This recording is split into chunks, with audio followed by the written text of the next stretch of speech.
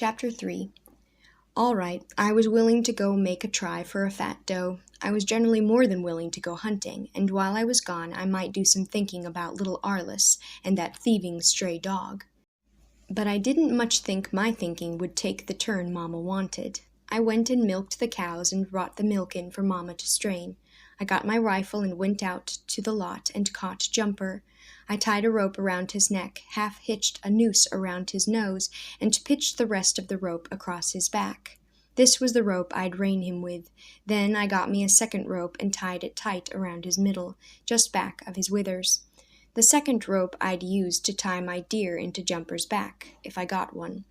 Papa had showed me how to tie a deer's feet together and pack it home across my shoulder, and I'd done it, but to carry a deer very far like that was a sweat-popping job that I'd rather leave to Jumper. He was bigger and stronger. I mounted Jumper bareback and rode him along Birdsong Creek and across a rocky hogback ridge. I thought how fine it would be if I was riding my own horse instead of an old mule.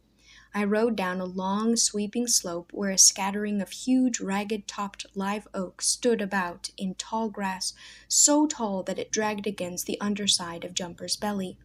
I rode to within a quarter of a mile to the salt licks, then left Jumper tied in a thicket and went on afoot. I couldn't take Jumper close to the licks for a couple of reasons. In the first place, he'd get to swishing his tail and stomping his feet at flies and maybe scare off my game. On top of that, he was gun-shy. Fire a gun close to Jumper, and he'd fall to staves. He'd snort and wheel to run and fall back against his tie rope, trying to break loose. He'd bawl and paw the air and take on like he'd been shot. When it came to gunfire, Jumper didn't have any more sense than a red ant in a hot skillet. It was a fine morning for hunting, with the air still and the rising sun shining bright on the tall green grass and the greener leaves of the timber. There wasn't enough breeze blowing for me to tell the wind direction, so I licked one finger and held it up. Sure enough, the side next to me cooled first. That meant that what little push there was to the air was away from me, toward the salt licks, which wouldn't do at all. No deer would come to the licks if he caught wind of me first. I half-circled the licks till I had the breeze moving across them toward me and took a cover under a wild grapevine that hung low out of the top of a gnarled oak. I sat down with my back against the trunk of the tree. I sat with my legs crossed and my rifle cradled on my knees. Then I made myself get as still as the tree. Papa had taught me that, way back when I was little, the same as he taught me to hunt downwind from my game.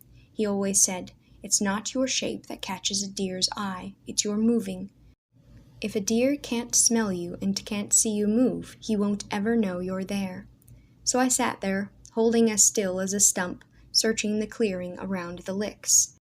The licks was a scattered outcropping of dark rocks with black streaks in them. The black streaks held the salt that Papa said had got mixed up with the rocks a jillion years ago. I don't know how he knew what had happened so far back, but the salt was there, and all the hogs and cattle and wild animals in that part of the country came there to lick it. One time, Papa said, when he and my mama had first settled there, they'd run clean out of salt and had to beat up pieces of the rock and boil them in water. Then they'd use the salty water to season their meat and cornbread. Wild game generally came to lick the rocks in the early mornings or late evenings, and those were the best times to come for meat. The killer animals, like bear and panther and bobcats, knew this and came to the licks at the same time. Sometimes we'd get a shot at them. I'd killed 2 bobcats and a wolf there while waiting for a deer. And once Papa shot a big panther right after it had leaped on a mule colt and broken its neck with one slap of its heavy forepaw. I hoped I'd get a shot at a bear or panther this morning. The only thing that showed up, however, was a little band of javelina hogs, and I knew better than to shoot them. Make a bad shot and wound one so that he went to squealing, and you had the whole bunch after you, ready to eat you alive. They were small animals. Their tushes weren't as long as those of the range hogs we'd had running wild in the woods. They couldn't cut you as deep. But once javelins got after you, they'd keep after you for a lot longer time. Once, Jed Simpson's boy Rosal shot into a bunch of javelins, and they took after him. They treed him up a mesquite and kept him there from early morning till long after supper time. The mesquite was a small one, and they nearly chewed the trunk of it in two trying to get to him. After that, Rosa was willing to let the javelinas alone. The javelinas moved away, and I saw some bob-white quail feed into the opening around the licks. Then here came 3 cows with young calves and a roan bull. They stood and licked at the rocks. I watched them a while, then got to watching a couple of squirrels playing in the top of a tree close to the one I sat under. The squirrels were running and jumping and chattering and flashing their tails in the sunlight. One would run along a tree branch and then take a flying leap to the next branch. There it would sit, fussing, and wait to see if the second one had the nerve to jump that far. When the second squirrel did, the first one would set up an excited chatter and make a run for a longer leap. Sure enough, after a while, the leader tried to jump a gap that was too wide. He missed his branch, clawed at some leaves, and came tumbling to the ground. The second squirrel went dancing up and down on his branch then, chattering louder than ever. It was plain that he was getting a big laugh out of how that show-off squirrel had made such a fool of himself. The sight was so funny that I laughed myself, and that's where I made my mistake. Where the doe had come from and how she ever got so close without my seeing her, I don't know. It was like she'd suddenly lit down out of the air like a buzzard, or risen right up out of the bare ground around the rocks. Anyhow, there she stood, staring straight at me, sniffing and snorting and stomping her forefoot against the ground. She couldn't have scented me, and I hadn't moved, but I had laughed out loud a little at those squirrels, and that sound had warned her. Well, I couldn't lift my gun then, with her staring straight at me. She'd seen the motion and taken a scare. And while Papa was a good enough shot to down a running deer, I'd never tried it and didn't much think I could. I figured it smarter to wait. Maybe she'd quit staring at me after a while and give me a chance to lift my gun. But I waited, and still she kept looking at me, trying to figure me out. Finally, she started coming toward me. She'd take one dancing step and then another and bob her head and flap her long ears about, then start moving toward me again. I didn't know what to do. Sooner or later she was bound to make out what I was, then she'd whirl and be gone before I could draw a bead on her. She kept doing me that way till finally my heart was flopping around inside my chest like a catfish in a wet sack. I could feel my muscles tightening up all over. I knew then that I couldn't wait any longer. It was either shoot or bust wide open, so I whipped my gun up to my shoulder. Like I'd figured, she snorted and wheeled so fast that she was just a brown blur against my gunshots. I pressed the trigger, hoping my aim was good. After I fired, the black powder charge in my gun threw up such a thick fog of blue smoke that I couldn't see through it. I reloaded, then leaped to my feet and went running through the smoke. What I saw when I came into the clear again made my heart drop down into my knees. There went the frightened, snorting cattle, stampeding through the trees with their tails in the air like it was heel-fly time. And right beside them went my doe, running all humped up with her white, pointed tail clamped tight to her rump, which meant that I'd hit her but hadn't made a killing shot. I didn't like that. I never minded killing for meat. Like Papa had told me, every creature has to kill to live, but to wound an animal was something else, especially one as pretty and harmless as a deer. It made me sick to think of the doe's escaping, maybe to hurt for days before she finally died. I swung my gun up, hoping yet to get in a killing shot, but I couldn't fire on account of the cattle. They were too close to the deer. I might kill one of them. Then suddenly the doe did a surprising thing. Way down in the flat there, nearly out of sight, she ran ahead on into the trunk of a tree, like she was stone blind. I saw the flash of her light-colored belly as she went down. I waited. She didn't get up. I tore out, running through the chin-tall grass as fast as I could. When finally I reached the place, all out of breath, I found her lying dead, with a bullet hole through her middle, right where it had to have shattered her heart. Suddenly I wasn't sick any more. I felt big and strong and sure of myself. I hadn't made a bad shot. I hadn't caused an animal a lot of suffering. All I'd done was get meat for the family, shooting it on the run just like Papa did. I rode toward the cabin, sitting behind the gutted doe that I'd tied across Jumper's back. I rode, feeling proud of myself as a hunter and a provider for the family. Making a killing shot like that on a moving deer made me feel bigger and more important. Too big and important, I guessed, to fuss with little Arliss about that old yeller dog. I still didn't think much of the idea of keeping him, but I guess that when you are nearly a man, you have to learn to put up with a lot of aggravation from little old bitty kids. Let little Arliss keep the thieving rascal. I guessed I could provide enough meat for him, too.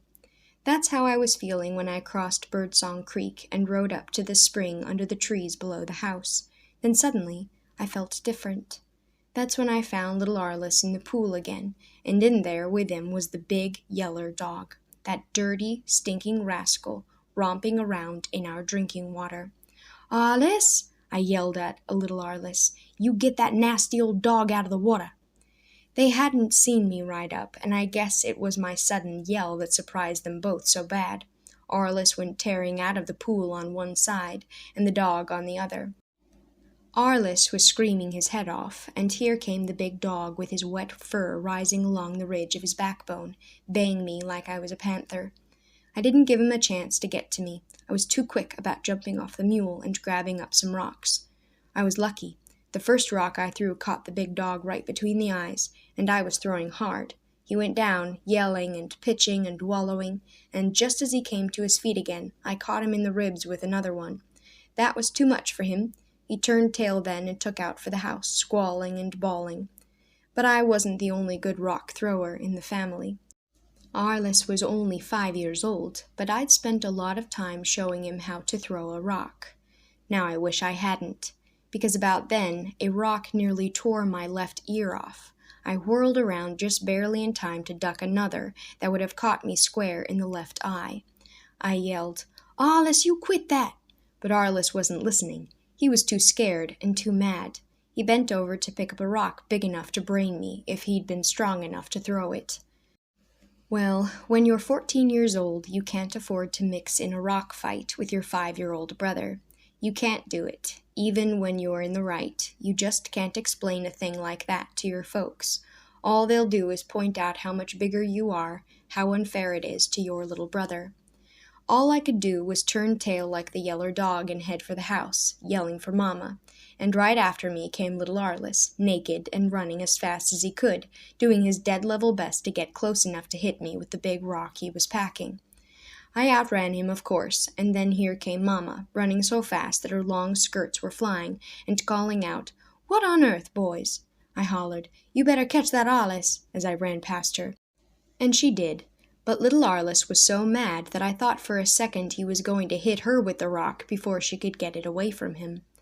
Well, it all wound up about like I figured. Mama switched little Arliss for playing in our drinking water. Then she blessed me out good and proper for being so bossy with him. And the big yeller dog that had caused all the trouble got off scot-free. It didn't seem right and fair to me. How could I be the man of the family if nobody paid any attention to what I thought or said? I went and led Jumper up to the house. I hung the doe in the live oak tree that grew beside the house and began skinning it and cutting up the meat. I thought of the fine shot I'd made and knew it was worth bragging about to Mama. But what was the use? She wouldn't pay me any mind, not until I did something she thought I shouldn't have done. Then she'd treat me like I wasn't any older than little Arliss. I sulked and felt sorry for myself all the time I worked with the meat. The more I thought about it, the madder I got at the big yeller dog. I hung fresh cuts of venison up in the dog run, right where old Yeller had stolen the hog meat the night he came. I did it for a couple of reasons. To begin with, that was the handiest and coolest place we had for hanging fresh meat. On top of that, I was looking for a good excuse to get rid of that dog.